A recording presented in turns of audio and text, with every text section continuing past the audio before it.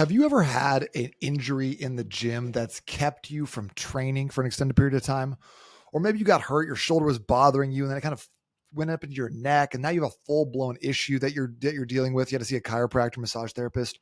Well, that's what this episode is going to be about. I know it's a little bit of a derivation of kind of the normal. We talk about like fitness, nutrition, mindset a lot, but I think this is super, super helpful. And this is kind of a follow up to an episode I did a while back about like blood flow restriction training. And I've sent that podcast out to more people than I can count when they end up with small injuries. So I just wanted to have a resource, something that you could refer back to, or that honestly I can send to people when they're dealing with these sorts of things, where we just talk about 4 different recovery tactics that you can start using when it comes to some of those overuse injuries, the tendonitis, the things that you're like, that doesn't feel good, but I'm not injured. I didn't get into a car accident. I don't have some sort of like debilitating issue. So we're going to get into that today. I'm going to give you a couple different things that work like magic. The first one is literally called voodoo. So I'm gonna stick around. If this is important to you, like listen in. And if not, save this for later, because I know if you're training hard in any capacity, you're going to end up with small little issues. So this is gonna be great.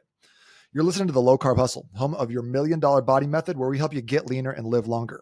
My name's Nate Palmer. I've been a coach since 2008, and I've helped over 1,200 people level up their health and fitness. I've also had a bunch of injuries, so I've been able to fix them myself and help clients fix their own issues as well. So my mission is super simple. I want to show you how to easily drop fat so you can feel lean, strong, and energetic. So if you're ready to learn a few unconventional recovery methods that can help you get unstuck and get back to training, well then stick around, because I got you. All right.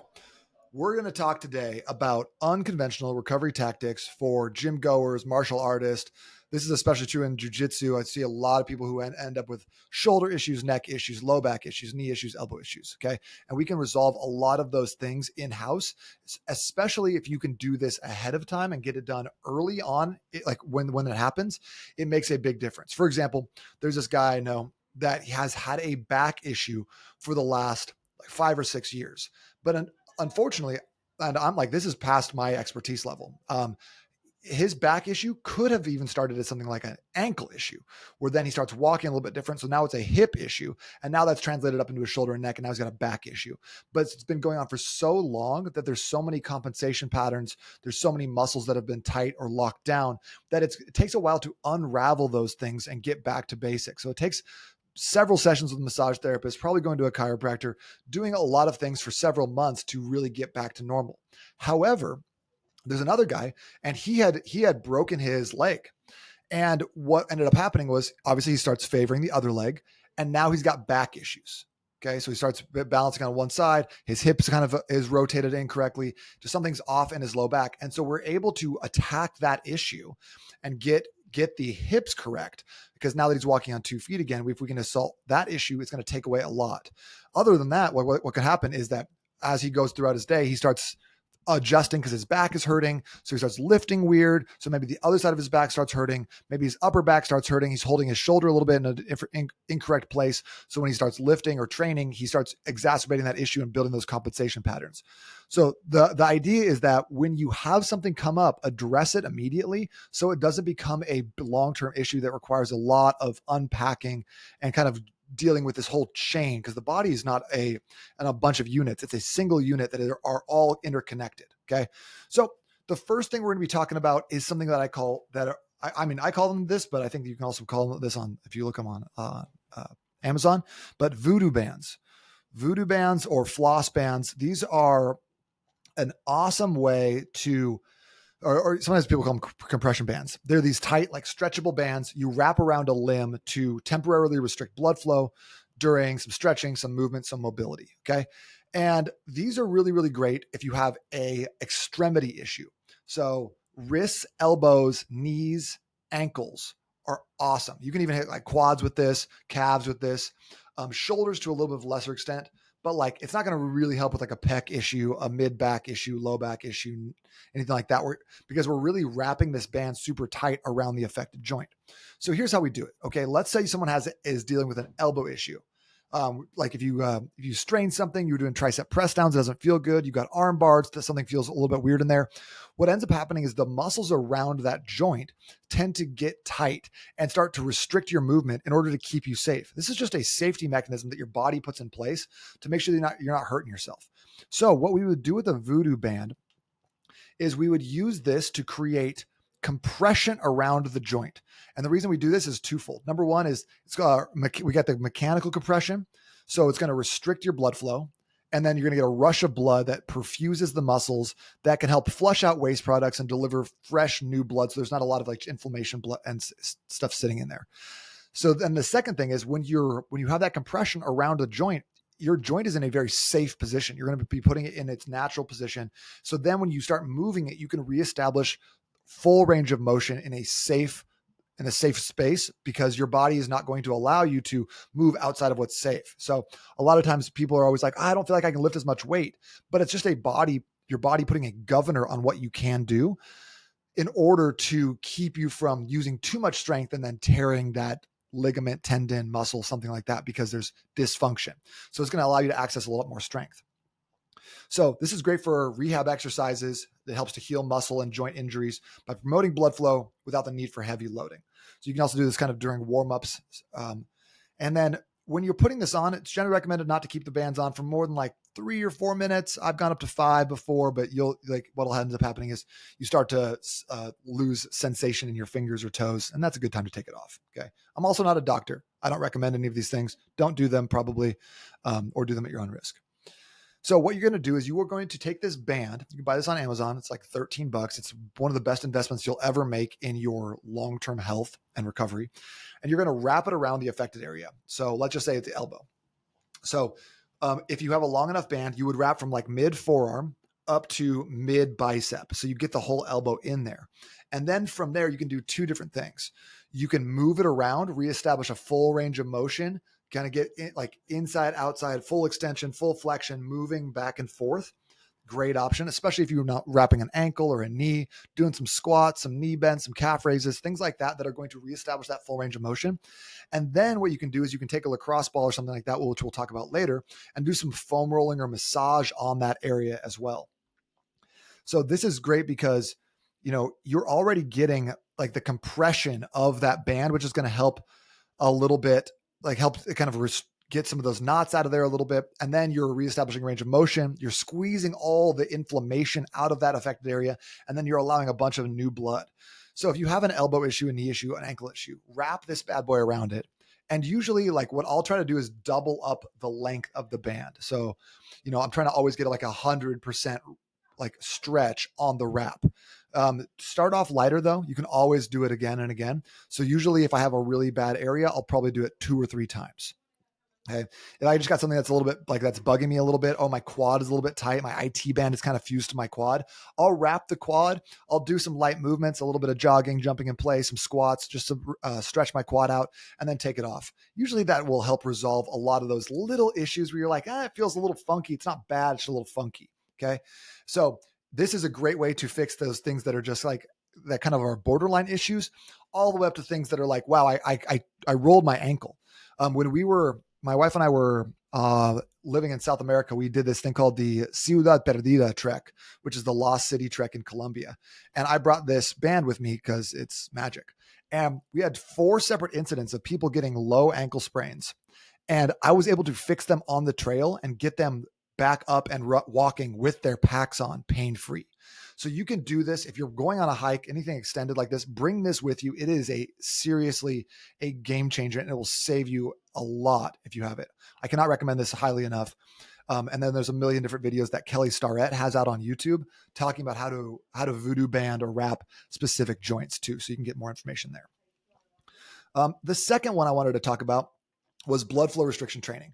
Now, this originally originated in Japan, and it was called katsu therapy or katsu training. And what had happened was they would put this band on like a tourniquet, just a single wrap around a limb, and they were using it for ACL injuries. And so they would wrap the affected limb at the top of the limb. So you always want to do kind of at the top of the quad or at the top of the arm, and then just doing some like light movements with a limb that just had an ACL reconstruction. And they were noticing like a 50% increase in recovery. So what it does is it, again, occludes blood. It holds all your blood in that area for a length of time. You can keep this one on a little bit longer. So sometimes I'll keep it on for almost an entire workout on my arms or my legs. But what the cool thing was is they found that it wasn't just that you had to wrap the affected limb. In fact, you could help heal other injuries. So like, let's say you had an ACL reconstruction. If you put the bands on your arms and trained your arms with the BFR bands on, you still got the accelerated healing that people were noticing by wrapping their legs. And what ended up happening was that they discovered that it wasn't just blood flow to the affected area, which helped. It was this hormonal cascade that came after training and getting into that real, like that deep burn state where you're like, oh my gosh, this hurts so bad. This is not a cheat code. This is just an accelerator to get you to that kind of that pain point of your training and allow you to get there with light weights. So you can train with like 50% of your max weights, still get good results, build muscle, create more vascularity. That's one of the things I always do to stay vascular all year round is do some BFR training on a weekly basis. But after you take these bands off, you get this rush of human growth hormone and IGF-1, which are both integral in the process of healing and recovery. So if you have a neck injury, a shoulder injury, something that's going on with you, especially if you're like, man, I can't use my upper body or I can't use my lower body, train with the BFR bands on at least once a week in the part of your body that you can train, and you'll start seeing faster improvements just because of this hormonal dump you get from using these bands. There's a lot of other benefits to them between like building strength in the joints, increasing muscle mass, increasing like blood flow to the area, like putting a lot of nutrient dense blood into a muscle that you're already working has a lot of benefits. But it's a magic trick for healing and recovery. It's not as fast as the voodoo bands. The voodoo bands you take off and you're like, whoa, that's way different. The BFR bands will take a little bit longer, but it's great to be using in conjunction with if you're having like a longer term injury. So like the guy I mentioned earlier who broke his leg, perfect thing to do is throw some BFR bands on his arms and train so he can cut down on the recovery time for the legs. So that's a sneaky one that's going to make a massive difference. The number 3 is foam rolling with a lacrosse ball. So if you had to have 2 tools that you could use in your house that cost under $20 together, I would say get a voodoo band, get a lacrosse ball, and you're gonna be able to do most of the work that you need done on yourself. There are certain areas that I just can't get to myself, under that shoulder blade, inner thigh stuff, some deep glute stuff, chest, that you need a massage therapist who's really good for, but this can help a lot. So the way massage works is when you press on a muscle, you inhibit something called the Golgi tendon organ. Now, if you inhibit this for long enough, what it causes is a release of tension in a muscle tissue. So massage works by basically pressing on this until it releases and gives you kind of that let down, that pop you maybe experienced if you've gotten a deep tissue massage, and you start to let that muscle release and relax. A lot of times muscles are locked down or have knots in them because they're in what's called spasm. So if you have a muscle spasm, like if you think about like you're walking and you step on a nail and your body instantly jerks back your foot just automatically. A lot of times that spasm is holding that muscle in that jerked back position. Again, it's just kind of a natural reflex that our bodies have to keep us safe. But if it's held there, then it becomes an issue long term. So if you have that muscle in spasm, pressing on it and holding for like 60 seconds can help you release a little bit of tension in there. Usually 60 seconds will get you about 50% of a reduction in pain and tension in that muscle. So the way I like to do this is what I call the nuke the area strategy. I just made that up. I do like to nuke it, but I think there's probably a better term for this. Drop me a note on Instagram. Let me know what you think. But what I'll do is like, let's say I've got a shoulder injury. Well, what's going on with my shoulder? What muscles are around my shoulder? We got the pec, we got the deltoids, we got the biceps and triceps. We got a bunch of stuff happening in the back, the traps, the rhomboids, the lats, etc. And so I'll just take a lacrosse ball and I'll just roll all of those spots. And foam rolling is kind of a half art, half science, where yes, it's going to help, but you have to look around and figure out what's going on. Where is those hot spots? Because what you'll end up finding is that like you got a shoulder injury, but somehow if you're in the middle of your back, when you press on a specific spot, you feel pain radiate from that spot all the way around to that specific spot where you're feeling it in your shoulder. That's just an example. A lot of times I find there's a lot going on kind of in the backside of your underarm where your tricep and your lat connect. There's a ton of muscles that come together there. Your rhomboids, your rear delts, your lats, your traps, a lot of like the the muscles in the rotator cuff, your subscapularis, your teres minor, all these things are just kind of bundled up in there. And so if you get something going on that's pulling, it can affect the whole like joint capsule. So what you want to do is you want to just get on the ball. And I like to do this on a wall so I can figure out my pressure a little bit better. Going on the floor can sometimes be too much pressure where you causes your body to lock up. So get on the wall, find a spot and just look around for anything that is hot, that feels like you're getting stabbed, or that you feel that referred pain that creeps around into the affected area. And then you just do the whole area. So if you got a knee issue, you're going to want to do your calf and you're going to want to do your quad, especially around the knee. You got an ankle issue, do your foot and do your calf. You got an elbow issue, do your forearm and do your tricep and bicep. So you don't have to be a exercise scientist or a physiologist to understand how the muscles work and which ones are interconnected. Just go to work on all the affected tissue around that area and you're going to get some relief. Yes, it's good to have a massage therapist or someone who knows physiology who can help direct you, but this is the best thing you can do on your own before you see that person, because most of the time you get an injury and you can't get in to see somebody for a week or two, right? So work on it yourself, learn this skill. It's very, very important to understand how to do this.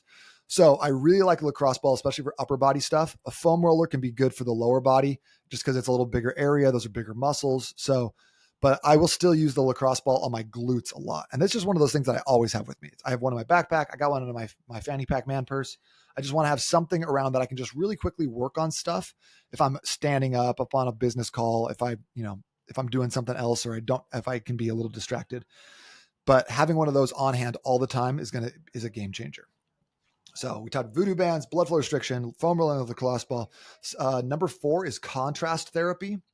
Basically how it works is you start going between hot and cold treatments. So if you got a cryo chamber, great.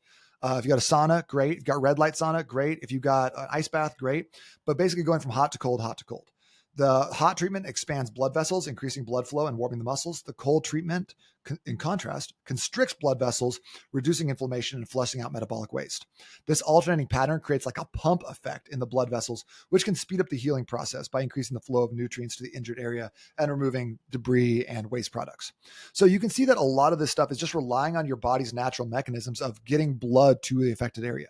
This is why eating a healthy, nutrient-dense diet is so important, because if all you've been eating is just shit foods, McDonald's and stuff that's inflammation causing, you're not going to get as good of an effect. But if you've been eating a lot of high quality nutrition, proteins, fruits and vegetables, this is the blood in your system is going to have more nutrients in it. It's going to be able to help you resolve injuries faster.